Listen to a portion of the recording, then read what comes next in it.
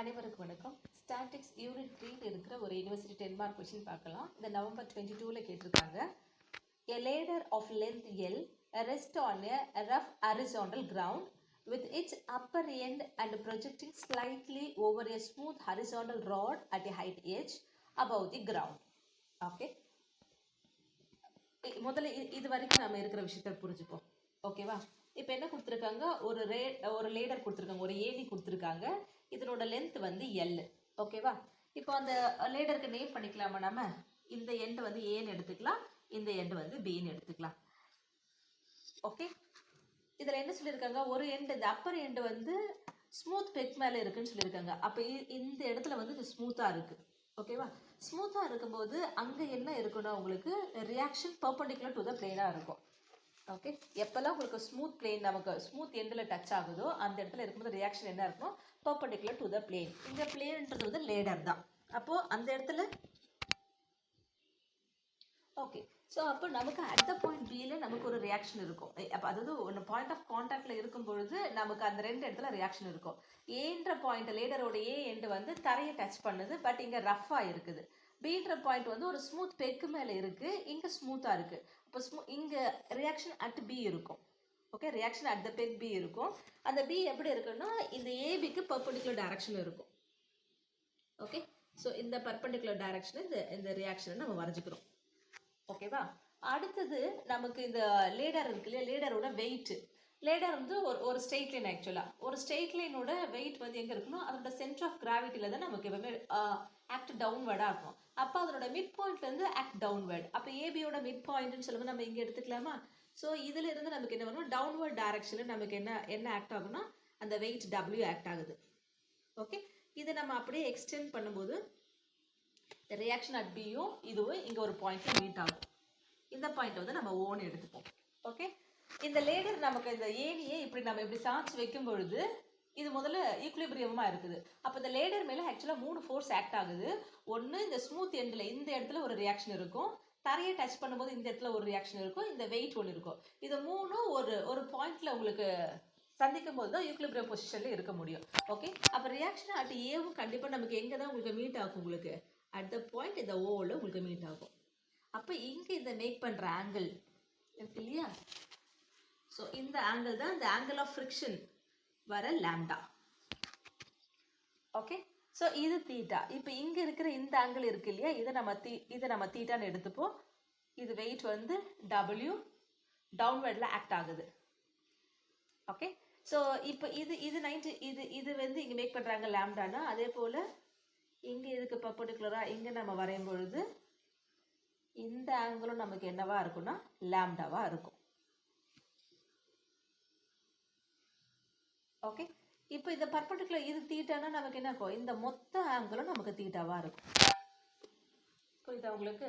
அப்போ இந்த ரிமைனிங் இந்த ஆங்கிள் மட்டும் என்ன வரும்னு பாருங்க, மொத்தம் தீட்டா, இது லாம்டா. அப்போ இது வரும்போது தீட்டா மைனஸ் லாம்டா. ஓகே, இப்போ நமக்கு என்ன வரும்னா இந்த இடத்துல வந்து நம்ம கோடான்ஜென்ட் ஃபார்முலா நம்ம யூஸ் பண்ணுவோம். கோடான்ஜென்ட் ஃபார்முலா வந்து 2 டைப் இருக்குது. நான் முதல்ல இந்த ஃபார்முலா தான் நம்ம யூஸ் பண்ண போகிறோம். இதோ இருக்கு பாருங்க. அதாவது 3 ஃபோர்ஸ் சேர்ந்து ஒரு ட்ரையாங்கிளாக ஃப்ரேம் ஆகுது. ஏன்ற பாயிண்ட்ல ஆக்ட் ஆகுது. ஏபியில் 1, சிஏல 1, இந்த ஏடியில் 1. ஓகேவா? இந்த ஆங்கிள் வந்து ஆல்ஃபா, இந்த ஆங்கிள் பீட்டா. இதுக்கு ரைட் சைடில் இது தீட்டா இருக்குன்னா இந்த பிசியை வந்து டி வந்து m/n ரேஷியோவில் ஸ்பிட் அப் பண்ணுதுன்னா m+n இன்ட்டு இந்த ரைட் சைடில் இருக்கிற இந்த angle God theta. Okay, m+n into cot theta equal to n into cot alpha minus m into cot beta. இதை தான் நம்ம யூஸ் பண்ணுறோம் இந்த இடத்துல. ஓகே ஓகே, இப்போ இந்த 3 ஃபோர்ஸ் சேர்ந்து தான் நமக்கு என்ன பண்ணுது, ஒரு ட்ரையாங்கிள் ஃப்ரேம் பண்ணியிருக்கு. அந்த ட்ரையாங்கிளுக்கு பேர் என்ன, நம்ம ஏபிஓ. ஓகே, அப்போ in triangle APO, in triangle APO, ஏபிஓவில் நம்ம இந்த பாயிண்ட் இருக்குல்ல, இது நம்ம ஜின்னு எடுத்துப்போம். ஏன்னா அந்த ராட் ஏஜியோட சென்டர் பாயிண்ட்ல தான் சென்டர் ஆஃப் கிராவிட்டி ஆக்ட் ஆகும். அதில் தான் நமக்கு டபிள்யூ வந்து ஆக்ட் டவுன்வர்டாக இருக்கும் உங்களுக்கு. ஓகேவா? அப்போது இந்த சென்டர் ஆஃப் கிராவிட்டி இந்த ஏபி வந்து என்ன ரேஷியோவில் ஸ்ப்ளிட் அப்படின்னா 1:1 மிடில் தானே ஆக்ட் ஆகுது. ஓகே, அப்போ நம்ம என்ன எழுதலாம், ஏஜி இஸ் டு ஜிபி வந்து 1:1 ரேஷியோவில் நமக்கு ஆக்ட் ஆகுது. ஓகேவா? இப்போ நம்ம மற்ற ஆங்கிள்லாம் நேம் பண்ணியிருக்கோம் இல்லையா, அதை எடுத்துக்கலாம். இந்த ஆங்கிள் எதை நம்ம ஜின்னு எடுத்திருக்கோம், இந்த ஜி மிடில் இருக்கணும். ஓஜிபியை தான் நம்ம என்ன எடுத்திருக்கோம், தீட்டான்னு எடுத்திருக்கோம். ஓகே, ஸோ ஆங்கிள் ஓஜிபி வந்து தீட்டா. ஓகேவா? எது 90 டிகிரி, இந்த பியில் இருக்கிறது 90 டிகிரி. அப்போ பி 90யாக இருக்கிற மாதிரி நான் பி மிடில் வர மாதிரி எப்படி எழுதலாம், ஓபிஏ. ஆங்கிள் ஓபிஏ வந்து 90 டிகிரி. ஓகே, இந்த ஆங்கிள் ஏ நமக்கு என்ன வரணும், இந்த உள்ள இந்த ட்ரையாங்கிளுக்கு ஓஏபி வரும்போது இது மொத்தம் தீட்டா, இது மட்டும் லாம்டா. அப்போ தீட்டாவில் லாம்டா போச்சுன்னா இந்த ஆங்கிள் தான் தீட்டா மைனஸ் லாம்டா. அப்போ சொல்லும்போது ஓஏபின்னு சொல்லணும். ஆங்கிள் ஓஏபி வந்து நமக்கு என்ன கிடைக்குதுன்னா theta minus lambda. Okay, by cotangent formula. ஆக்சுவலாக நமக்கு இந்த கோடான்ஜென்ட் ஃபார்முலா யூஸ் பண்ணும்போது இது ஆல்ஃபா பீட்டா, இது ஆல்ஃபா இது பீட்டானா இந்த ரைட் சைடில் இருக்கிற இந்த ஆங்கிள் தான் நமக்கு தேவைப்படும். ஆனால் நம்ம இது தீட்டான்னு எடுத்திருக்கோம். அப்போ இந்த ஆங்கிள் நமக்கு என்ன வரும்னு பாருங்கள், இது 180 மைனஸ் தீட்டா. ஓகே, நம்ம அதை தான் அப்ளை பண்ண போகிறோம் பை கோடான்ஜென்ட், அதாவது காட் ஃபார்முலா இது. ஓகேவா, கோடான்ஜென்ட் ஃபார்முலா. இது m/n நம்ம சொல்லுவோம். ஓகேவா, அப்போது உங்களுக்கு வேணால் டயக்ராம் இங்கே தனியாக இப்படி போட்டு காமிக்கவா? ரைட், இது உங்களுக்கு இந்த டயக்ராம் சொன்னது தானே. அப்போ நம்ம எழுதும்போது m+n into cot of 180 minus theta equal to n into இதுதான் காட் ஆல்ஃபா, இது ஆல்ஃபா. ஓகேவா, n into cot alpha minus m into cot beta. Okay, m+n சொல்லும்போது 1:1 ரேஷியோ இல்லையா. அப்போ 1+1 இன்ட்டு வழக்கமாக நம்ம காட் தீட்டான்னு சொல்கிறது இந்த சைடில் வர ஆங்கிள் தான். ஆனால் இந்த சைடில் இருக்கிற ஆங்கிள் 180 மைனஸ் தீட்டா. அப்போ cot of minus 180 minus theta எந்த குவாட்ரண்ட் வந்து all silver, second quadrant sine தான் பாசிட்டிவ், காட் நெகட்டிவ். அப்போ மைனஸ் வரணும்னா 180னா ஃபங்க்ஷன் சேஞ்ச் ஆகுது. அப்போ minus cot theta. Okay, equal to n வந்து 1. காட் ஆல்ஃபா நம்ம சொல்லும்போது எது நமக்கு இங்கே காட் ஆல்ஃபா, இதுதான் ஆல்ஃபா, இது பீட்டா இல்லையா.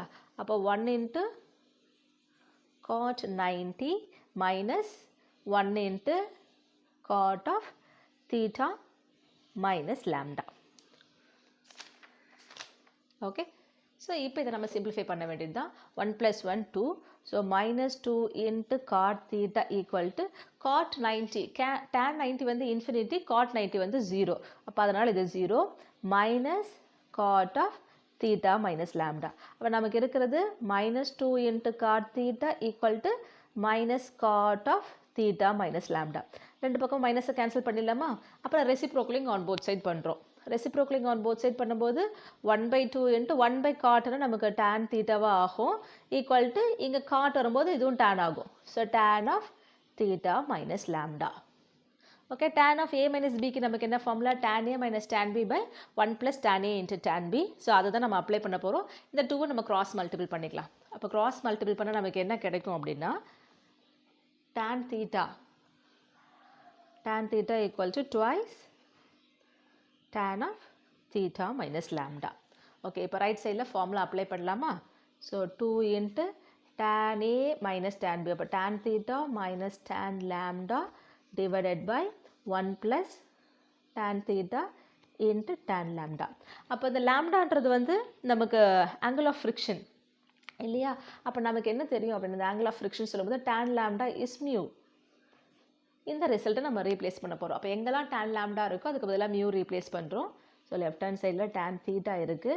So this implies tan theta equal to இந்த 2 வந்து ஒரு ஃப்ராக்ஷனுக்கு ப்ராடக்ட்டில் 2 இருக்குன்னா நியூமரேட்டரோட மல்டிபிள் பண்ணிக்கலாம். அப்போ 2 tan theta மைனஸ் tan lambdaக்கு பதிலாக மியூ போட போகிறோம். அப்போ 2 mu divided by 1 + tan theta into mu. அப்போ மியூ வந்து எப்பவுமே முன்னாடி எழுதிக்கோங்க. ஒரு ட்ரிக்னாமெட்ரி ஃபங்க்ஷனில் ப்ராடக்ட்டில் இருக்குன்னா அதுக்கு முன்னாடி எழுத பார்க்கணும். ஓகே, கிராஸ் மல்டிபிள் பண்ணிவிட்டு நம்ம மியூவோட வேல்யூ கண்டுபிடிக்கலாம். அப்போது tan theta into 1 + mu tan theta equal to 2 tan theta minus 2 mu, which implies tan theta உள்ள மல்டிபிள் பண்ணிக்கலாம்.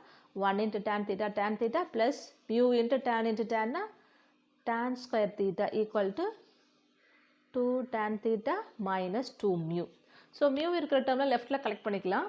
இது ஒரு மியூ இருக்குது, இது ஒரு மியூ இருக்குது. So mu tan square theta plus 2 mu. Right சைடில் ஏற்கனவே 2 tan தீட்டா இருக்குது. லெஃப்ட் சைடில் இருக்கிற tan தீட்டா ரைட்டு கொண்டு போனால் மைனஸ் tan தீட்டா. ரெண்டுமே டேன்ஸ். அப்போ கோஎஃபிஷியன்ட் செப்பரேட் பண்ணி எழுதும்போது 2 - 1 1 tan தீட்டா. சிம்பிளாக tan தீட்டா நம்ம எழுதலாம். ஸோ இங்கே லெஃப்ட் ஹேண்ட் சைடில் மியூ காமனாக வெளியே எடுக்கலாமா? மியூ வெளியே எடுத்துட்டா tan square theta plus 2 equal to tan theta. So which implies mu equal to tan theta divided by tan square theta plus 2. இப்போ இந்த tan தீட்டான்னு ஒன்று இருக்கு இல்லையா, அந்த tan தீட்டாவோட வேல்யூ நம்ம கண்டுபிடிக்க போகிறோம். ஓகே, எப்போவுமே அந்த tan சைன் காஸ்லாம் வரும்போது ரைட் ஆங்கிள் ட்ரையாங்கிள் இருந்தால் ஈஸியாக இருக்கும். இப்போ இந்த ஆங்கிள் தீட்டானா இந்த ஒன்று விட்ட கோணங்கள் சமம் அப்படின்னு சொல்லும்போது இந்த ஆங்கிள் தீட்டான்னு வந்துடும். ஓகே, இங்கே ராடோட ஹைட்டு ஒரு ஏன்னா இந்த லேடர் வந்து அட் ஹைட் ஹெச்சில் இருக்க ஒரு ராடில் தான் உங்களுக்கு இருக்குது. அப்போ இந்த ஹைட் வந்து நமக்கு ஹெச்னு நமக்கு தெரியும். ஓகே, அப்போ இந்த டயக்ராம் நான் தனியாக இங்கே போடுறேன் அப்படின்னா இதுதான் லேடர் இல்லையா.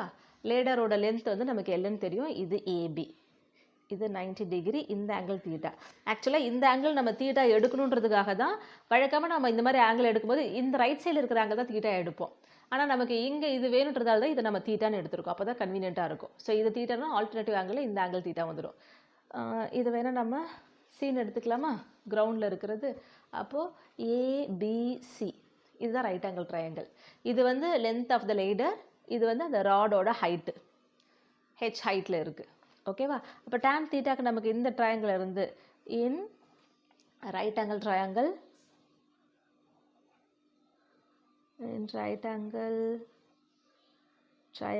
எது ரைட் ஆங்கிள் இருக்கோ அதை 90 டிகிரி மிடில் வர மாதிரி எழுதணும். ஒன்று ஏசிபின்னு சொல்லலாம், இல்லைன்னா பிசிஏன்னு சொல்லலாம். அப்போ tan theta equal to opposite side by adjacent side. So opposite side சொல்லும்போது ஏசி, ஏன்னா 90க்கு ஆப்போசிட்டில் இருந்தால் இதுதான் நம்ம ஹைபாட்னஸ் சைட் சொல்லுவோம். ஆப்போசிட் சைடு வந்து AC divided by adjacent side வந்து பிசி. ஓகே, இப்போ இதனோட வேல்யூ நமக்கு என்ன, பிசியோட வேல்யூ ஹெச்னு நமக்கு தெரியும். ஏசி நம்ம எப்படி கண்டுபிடிக்கிறது, ஒரு ரைட் ஆங்கிள் ட்ரையாங்கிளில் 2 சைடு இருந்தால் தேர்ட் ஒன்று நம்ம கண்டுபிடிக்கலாம். ஓகேவா. அப்போ திஸ் இஸ் ஈக்குவல் டு நமக்கு என்ன வரும், root of hypotenuse side square minus remaining side square. அப்போ L square minus H square. அப்போ இதுக்கு வேலை நம்ம என்ன பண்ணலாம், root of L square minus H square. So tan தீட்டாவோட வேல்யூ நம்ம கண்டுபிடிச்சிருக்கோம். tan theta equal to root of L square minus H square divided by H. இதை 2ன்னு எடுத்துக்கலாம். இந்த 2வை நம்ம 1ல் சப்ஸ்டியூட் பண்ண போகிறோம். Okay, so substitute 2 in 1.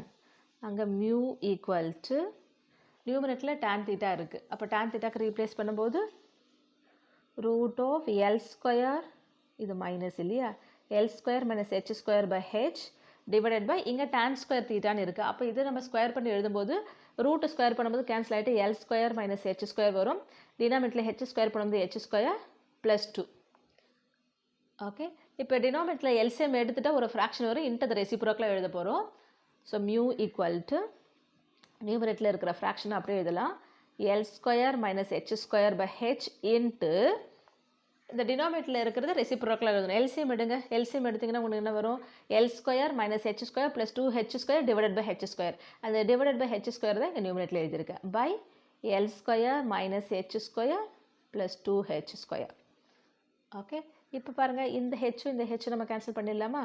அப்போ H into root of L square minus H square divided by L square plus minus H ஸ்கொயரில் 2h ஸ்கொயர் போச்சுன்னா